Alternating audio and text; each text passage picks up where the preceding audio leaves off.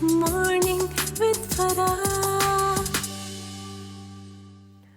Welcome back. ATV morning आप देख रहे हैं और बात कुछ हुस्न और खूबसूरती की। और जब हम इस बारे में बात करते हैं तो हमारी कोशिश होती है कि हम आपके साथ लेटेस्ट टेक्नोलॉजी, इंफॉर्मेशन और जो भी इंटरवेंशंस चल रही हैं इस फील्ड में वो आपके साथ शेयर करें। और इसके लिए हम यहाँ पे दावत देते हैं एस्थेटिक फिजिशियन डॉक्टर नदा को, जो आज भी मेरे साथ हैं। अस्सलाम वालेकुम। वालेकुम अस्सलाम। कैसी है डॉक्टर नदा? अल्लाह का शुक्र। सो व्हाट्स अप, क्या कुछ ऐसा है जो हमें अभी तक नहीं पता और जिसके बारे में आज आप हमें बताने वाली हैं? कार्बन डाइऑक्साइड लेज़र है, अच्छा। उसके बारे में बात करूँगी। ये कार्बन डाइऑक्साइड तो हमने सुना है कोई अच्छी गैस नहीं होती तो ये कार्बन डाइऑक्साइड लेज़र का मतलब क्या हुआ? बस वो लेज़र है जिसमें carbon dioxide is not use but it's the active medium in it. Okay. और उसमें होता ये है कि इसके बहुत सारी इंडिकेशंस होती हैं। अगर आप एस्थेटिक्स में कहें तो आपकी स्किन रिजुविनेशन है, फाइन रिंकल्स हैं, अनइवन स्किन टोन है, तो वो उसके स्किन रिजुविनेशन मोड पे होता है। बेसिकली वो करता क्या कि आपकी सुपरफिशियल लेयर को उतार देता है और नीचे से नई स्किन निकलती है। बिल्कुल बहुत डीप लेयर्स में भी आप इसको लेके जा सकते हैं। ये इतना स्ट्रॉन्ग होता है कि अगर सर्जन्स ये यूज़ करें, ऑर्थोपेडिक सर्जन्स यूज़ करें तो पूरी लिम्स एम्पुटेट कर देता है। ये that's how strong it is. लेकिन एस्थेटिक्स में हम इसको बहुत माइल्ड उसमें यूज़ करते हैं, फ्रीक्वेंसीज़ पे और एनर्जीज़ पे। तो इसमें आपके स्पेशली जो एक्ने के स्कार्स हैं, पोर्स हैं, एक्ने के जो खड्डे होते हैं और उसके जो स्पॉट्स भी होते हैं वो बेहतर हो जाते हैं। एंटी एजिंग भी है। सो इसके बहुत सारे फ़वाइद हैं। लेकिन एक थोड़ा सा इसका प्रॉब्लम ये है कि इसका डाउन टाइम होता है, क्योंकि आपकी स्किन को ऊपर से उतारता है ताकि नई स्किन बने। ठीक है। तो उसमें होता ये है कि आपको थोड़ा घर बैठना पड़ता है। कितने दिन के लिए बैठना पड़ता है? 2-3 हफ्ते। 2-3 हफ्ते? जी, लेकिन उसके रिजल्ट्स भी तो ऐसे हैं ना। तो वो जिसे वो एक वो मुहावरा तो जरा गलत से सेंस में यूज होता है कि मुंह दिखाने के काबिल न रहना तो शुरू में ऐसा डाउन टाइम का मतलब ये है कि लेकिन वो होता ये है कि वो कहते हैं ना कि वो अगली डकलिंग होती है। हाँ। तो वो आप ब्यूटीफुल स्वान बन जाते हैं उसके बाद। लेकिन इसका मतलब वाकई आपको मुंह छुपाना पड़ता है कुछ अरसे के जी, लिए बिकॉज वो लोगों से। आपकी स्किन थोड़ी सी डार्क होके उतरती है, लिटरली वो Right. उतरती है। ठीक है। फिर नीचे से नहीं निकलती। जब वो उतरने वाले फेज में होती है ना, तो तब थोड़ा सा आपको घर बैठना होता है। अब इसका सुपरफिशियल मोड में आप हफ्ते की ब्रेक ले सकते हैं, लेकिन आप अगर इसके डीप मोड में जाएंगे तो 4 हफ्ते का भी डाउन टाइम होता है इसका। अच्छा। सो ये वही लोग ऑप्ट करें जिनके पास वक्त है खूबसूरती को देने के लिए। जी जी जी। लेकिन ये किन एज ग्रुप्स को रिकमेंड की जाती है और क्या? ऑब्वियसली मोस्टली जो हम ट्रीटमेंट्स एस्थेटिक के करते हैं वो अबव 18 ही करते हैं। और अगर तो एक्ने स्कार्स का प्रॉब्लम है तो वो तो किसी भी एज ग्रुप में हो सकता है और किसी भी जेंडर में हो सकता है, किसी भी मर्द और जेंडर ख़वातीन में, दोनों पे हो सकता किसी है। भी जेंडर में हो सकता है।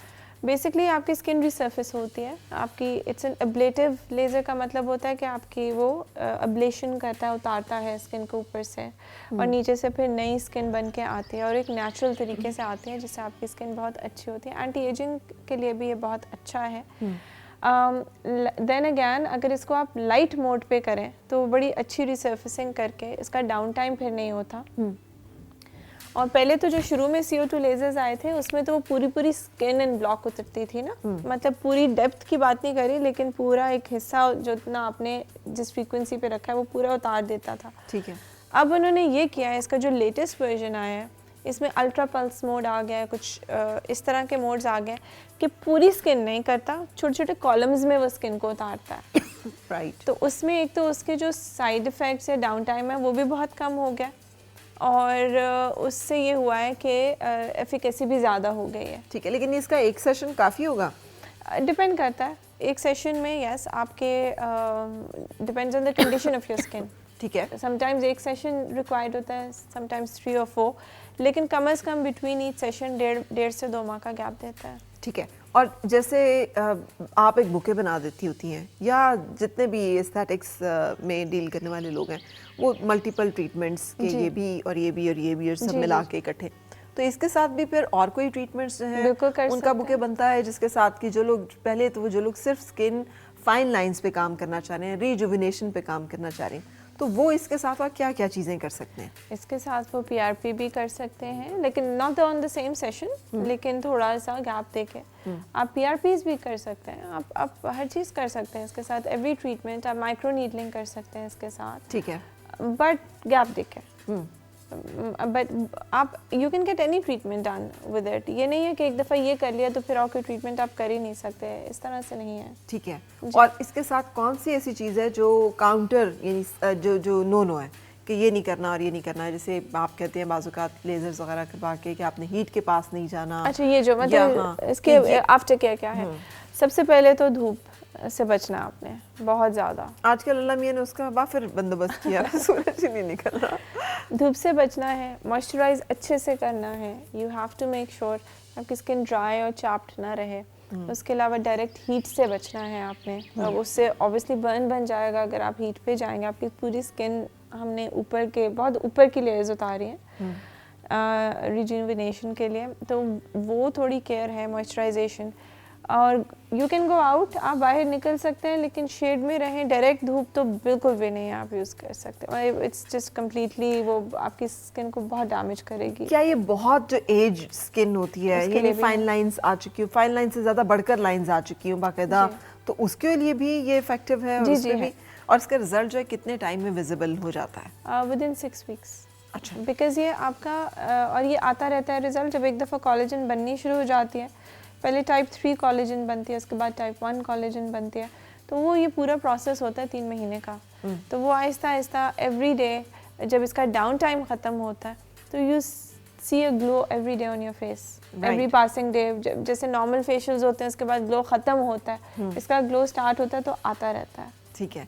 अच्छा, मुझे ये भी बताइएगा कि आजकल ये जो ड्राइनेस का एक इशू है, हर कोई उसको फेस कर रहा है, क्योंकि एक तो मौसम ड्राई है, खुश्क है, सर्दी बारिश वगैरह भी नहीं है, और वैसे भी हम लोग पानी कम पी रहे हैं। क्या आप रेकमेंड करेंगी कि आजकल क्या चेंज करें अपने लाइफस्टाइल में, और ख़ास तौर पे अपनी स्किन जो हमारी जो भी हाइजीन और लुक आफ्टर होता है उसमें? ड्राइनेस के लिए तो एज आई सेड बिफोर, एक तो आप इंटरनली पानी वगैरह पिएं, और फिर एक गलती जो लोग आजकल करते हैं कि वो फ्रेश जूसेस की तरफ चले जाते हैं। आप जूसेस के बजाय फ्रूट्स लें, because it's important to take fibres, ठीक है। और फाइबर के अंदर, उनके जो छिलके के अंदर बहुत सारी अफादियत होती है जो यू एक्चुअली वेस्ट इट, तो वो लें। और जूसेस के what you taking is just simple sugars आप ले रहे हैं, ठीक है। तो आप पानी ज़्यादा लें, green tea without sugar is very good. उसके अलावा moisturiser according to your skin type, hyaluronic acid serums हैं, कुछ गोल्ड सिरम्स हैं, लेकिन वो सारे आपकी स्किन के मुताबिक होते हैं।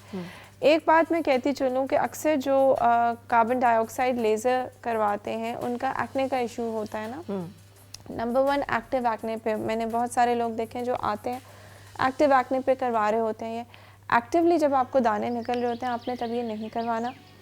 अगर आप एक विटामिन ए डेरिवेटिव है, आइसोट्रेटिनोइन होती है दवाई, वो अगर आप ले रहे हैं उसके साथ आपने कार्बन डाइऑक्साइड लेज़र कंबाइन नहीं कराना, उसके साथ किसी तरह का लेज़र आप नहीं कर सकते, ठीक है। तो जो एक्ने की दवाइयाँ ले रहे हैं अगर उन्होंने ये लेज़र करवाना है, वो ऑब्वियसली सारे तो मेरे पास नहीं आएंगे, सबके अपने अपने डॉक्टर्स भी होते हैं, तो they have to make sure कि ये ट्रीटमेंट ना करवाएं। अगर कोई फोटो सेंसिटिविटी है, कुछ लोग सूरज से उनको बहुत इरिटेशन होती है, एलर्जी होती है, या अदरवाइज बहुत सेंसिटिव स्किन है, तो जितना स्किन को इसमें आप बता रही हैं कि सेंसिटिव स्किन का तो हम कर सकते हैं, लेकिन कुछ दवाइयां हैं कुछ अरसे बंद करने के बाद आप स्टार्ट कर सकते हैं उनको। अगर सोलर अर्टिकेरिया है या कोई एलर्जीज़ हैं स्किन पे, आप नहीं कर सकते। कोई एक्टिव इन्फेक्शन है आप यूज़ नहीं कर सकते। प्रेगनेंसी में नहीं यूज़ करना। ब्रेस्ट फीडिंग में भी कहते हैं कि ना करें तो बेहतर है। इसके अलावा बहुत सारी ऑटो इम्यून डिजीज़ हैं जिसमें मना है ये करना, लेकिन वो फिर मेजॉरिटी जो प्रोसीजर्स हैं वो इन सारी चीज़ों में मना है करना। ठीक है, thank you very much doctor Nada, wonderful to have you. I hope कि ये इन्फॉर्मेशन जो है शेयर करेंगे आप, मतलब अगर किसी को ज़रूरत है और ख़ुद पे अगर इफ़ेक्टिव है तो ज़रूर ट्राई कीजिएगा और उसका बेनिफिट भी हो। अपना बहुत ख्याल रखिएगा और इंशाल्लाह आपसे मुलाकात होगी नेक्स्ट प्रोग्राम में। उस वक्त तक के लिए इजाज़त, अल्लाह हाफ़िज़।